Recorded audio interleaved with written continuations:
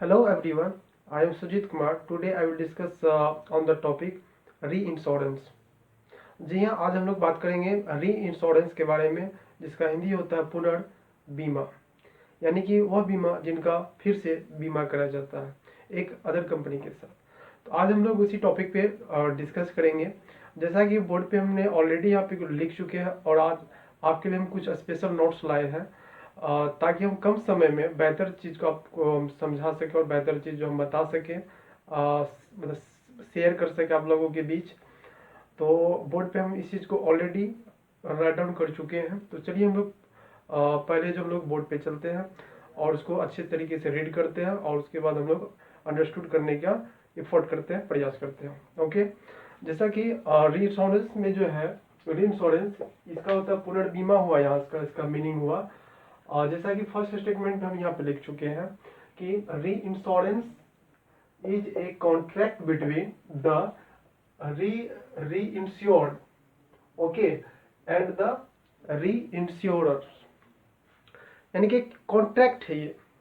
री इंश्योरेंस क्या है? कॉन्ट्रैक्ट है बिटवीन, यानी कि दोनों के बीच में, दो कौन है? वो आपका दो है यहाँ पे, री इंश्योर्ड, री इंश्योर्ड। और सेकंड क्या है? री इंश्योर्ड के बाद कौन है? री री इंश्योरर। ओके, तो री का मीनिंग क्या होता है? पुनः। तो यहाँ पे जो ये दोनों के बीच जो कॉन्ट्रैक्ट होता है, इसी को हम लोग बोलते हैं यहाँ पे री इंश्योरेंस।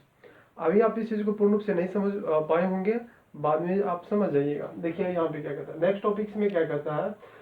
तो पहला में आप समझ गए, एक तरह का कॉन्ट्रैक्ट है, ये दोनों के बीच में है, इन दोनों के बीच में ये कॉन्ट्रैक्ट है। ओके, ये दोनों के बीच में जो कॉन्ट्रैक्ट होता है उसी को हम लोग क्या करते हैं? री इंश्योरेंस। अब वो कॉन्ट्रैक्ट क्या है आगे देखते हैं। सेकेंड स्टेटमेंट में आपका आता है यहाँ पे, when an insurer, when an insurer insures risk which are beyond his control, which are beyond his control, he may get the whole or a part of his risk, okay, reinsured with the other insurers. This is the known as reinsurance. आप इस चीज को समझने का effort कीजिए, और कि when an insurer, जो which यानी कि जब, when insurers, इंश्योरेंस का यहाँ पे मतलब हुआ कि जो यहाँ पे जो कंपनी इंश्योरेंस करती है, इंश्योरेंस करने वाली कंपनी क्या कहलाएगा यहाँ पे? इंश्योरर्स।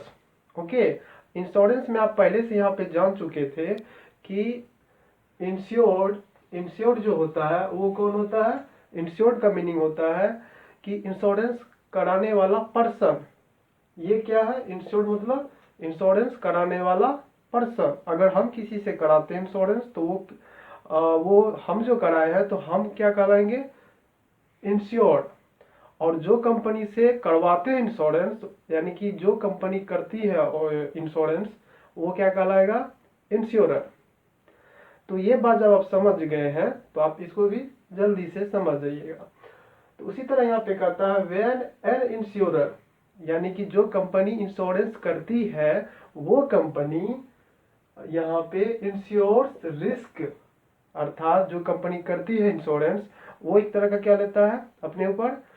लायबिलिटीज लेता है। किस तरह का लायबिलिटी? एक तरह से उसको हम लोग क्या हो सकते हैं उसको, मतलब कि एक तरह का रिस्क वो लेता है। तो रिस्क जो लेता है, are the beyond his the control, he may get the wall or part of his.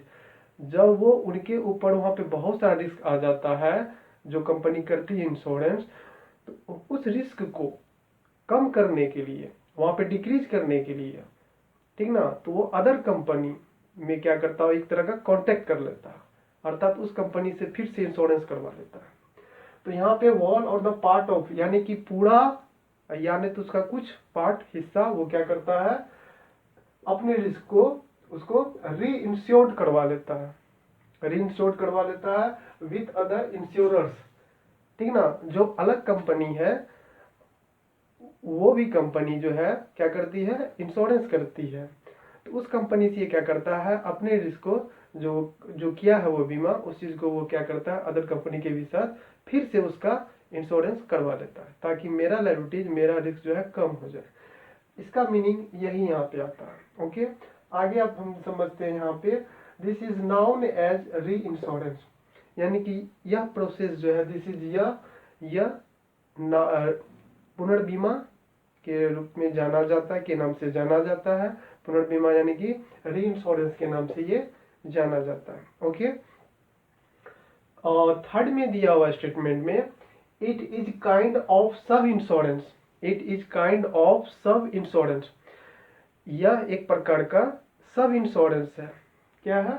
सब इंश्योरेंस है, सब यानी कि सब इंश्योरेंस। ओके, तो आप इस चीज को समझिए कि जब हम किसी इंश्योरेंस किसी कंपनी से करवाते हैं, वो कंपनी के पास मान लीजिए बहुत सारा इंश्योरेंस उन्होंने सेल कर दिया, बहुत सारा कर दिया वहाँ पे इंश्योरेंस, तो उनमें एक तरह का फीलिंग आता है कि कल के डेट में इतना जो हम कर दिए इंश्योरेंस, कल के डेट में अगर हमको पेमेंट करना पड़े तो उसको कहीं ना कहीं वो उनको ये फील होने लगता है कि भाई ये तो बहुत बड़ा ज़्यादा हम रिस्क ले लिए हैं, और हमको कल की डेट में उनको खतरा कुछ लगने लगता है कि कहीं मेरा जो है टारगेट ये नहीं हो जाए।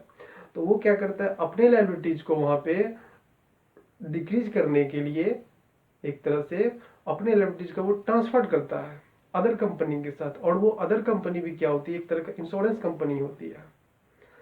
तो इससे क्या होता है कि इनका बोझ हल्का हो जाता है। ओके, और इसे में क्या होता है कि जो पर्सन बीमा कराता है उनका भी काम हो जाता है, और जो इंश्योरेंस कंपनी है बीमा करने वाली, उनका भी झंझट समाप्त हो जाता है। एक तरह से सभी के लिए अच्छा चीज है।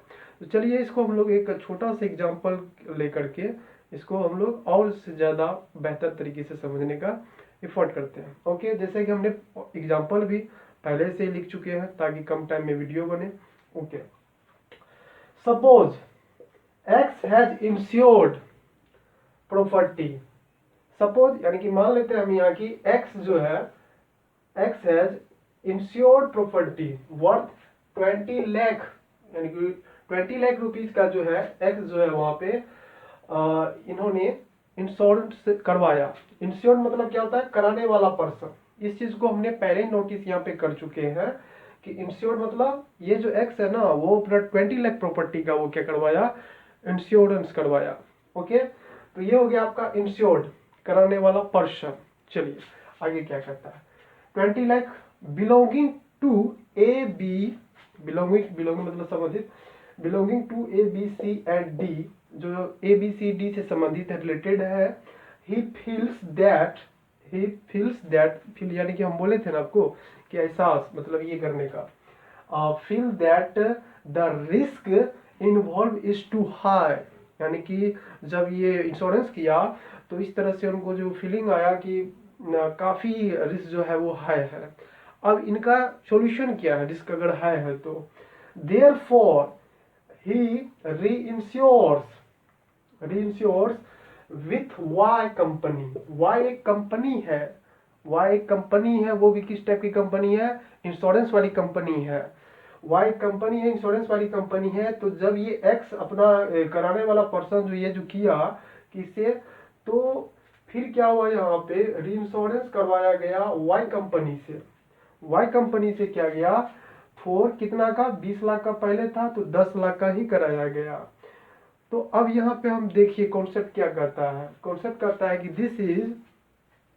This is a contract of री इंश्योरेंस, यानी कि ये क्या है, एक री इंश्योरेंस का कॉन्ट्रैक्ट है। ओके, अगर इस तरह का होता है प्रोसेस तो वो क्या होता है, कॉन्ट्रैक्ट होता है री इंश्योरेंस का। फिर यहाँ पे कहता है हियर, यहाँ पे हियर यहाँ A B C D are insured. अब हम जानते हैं एग्जाम्पल में कि इसमें कौन से पार्टी कौन है, ठीक ना। तो इस पार्टी में जैसा कि हम लोग पहला क्वेश्चन में यहाँ पे है, एक्स क्या कहता है, पहले क्या था, वो इंश्योरेंस कराने वाला पर्सन जिसको लोग बोलते हैं यहाँ पे इंश्योर्ड। 20 लाख का वो प्रॉपर्टी का था उनका इंश्योरेंस। अब कहता है ही फील्स दैट इतना। अब यहाँ पे समझने वाली बात है कि ये वाई कंपनी से क्या किया, इंश्योरेंस करवाया, तो वाई कंपनी फॉर 10 लाख का। ओके, अब यहाँ तक समझ गए। अब यहाँ पे देखिए ए बी सी डी क्या है, वो इंश्योर्ड यानी कि कराने वाला, and x is an insurer. तो ये जो है एक्स जो है, एक्स आपका पहले भी क्या था, इंश्योर्ड था। क्या था आपका, एक्स इंश्योर्ड था। तो ये जो है एक्स जो करवाया था 20 लाख का इंश्योरेंस, अब जो है ये क्या हुआ, यही एक्स वाला ये जो कराया था एक्स जो है यहाँ पे इंश्योरर के रूप में ये जाना जाएगा, इंश्योरर के रूप में ये जाना जाएगा, है कि नहीं। तो X an insurer, X is also called insured. तो ये जो है उसी पॉलिसी को सॉरी उसी बीमा को वो क्या किया, ट्रांसफर किया वाई के साथ, जो है वो एक्स इज आल्सो कॉल्ड इंश्योरेड, यानी कि वो कराने वाली कंपनी हो गया, री इंश्योरेंस हो गया, और वाई इज द री इंश्योरर। वाई जो कंपनी के पास जो फिर से बीमा जो करवाया गया था, तो वो क्या कहलाएगा, वाई कंपनी क्या कहलाएगा, री इंश्योरर। री इंश्योरर मतलब होता है कि जो पुनर्बीमा धारक, ये जो है जो करता है, जो कंपनी जो वहाँ पे री इंश्योरेंस किया जो कंपनी, वो वाई कंपनी है। वो कितना का किया था, 10 लाख का किया था। तो 10 लाख का जो यहाँ पे किया था इंश्योरेंस द्वारा वाई कंपनी किया था, तो वाई कंपनी क्या हो गया, री इंश्योरर, इंश्योरर। इस बात को याद रखिएगा। ऐसी कंपनी जो दूसरी कंपनी का इंश्योरेंस को अपने में री इंश्योरेंस किया, वो वाई कंपनी है यहाँ पे, वो कंपनी क्या कहलाया, री इंश्योरर। ओके। और ये जो एक्स है उनके पास जो 20 लाख का जो किया हुआ था इंश्योरेंस, ये एबीसीडी से रिलेटेड, उन्होंने अपने को 10 लाख को क्या किया, वो ट्रांसफर किया वाई के साथ। ओके। तो वाई वाई हो गया यहाँ पे इंश्योरर, और एक्स हो क्या हो गया यहाँ पे इंश्योरेंस कराने वाली। ओके। तो यही इनका कॉन्सेप्ट है। इसमें और सारे बहुत सारे एग्जांपल हैं, बहुत सारे ये पार्ट्स हैं इसमें इंश्योरेंस में, वो हम लोग नेक्स्ट वीडियो में देखेंगे। बहुत सारी चीज़ें इसमें समझने के लिए इंश्योरेंस में बहुत सारा इसमें है, तो नेक्स्ट वीडियो में हम लोग इस चीज़ को फुलफिल करेंगे। Okay, thank you so much.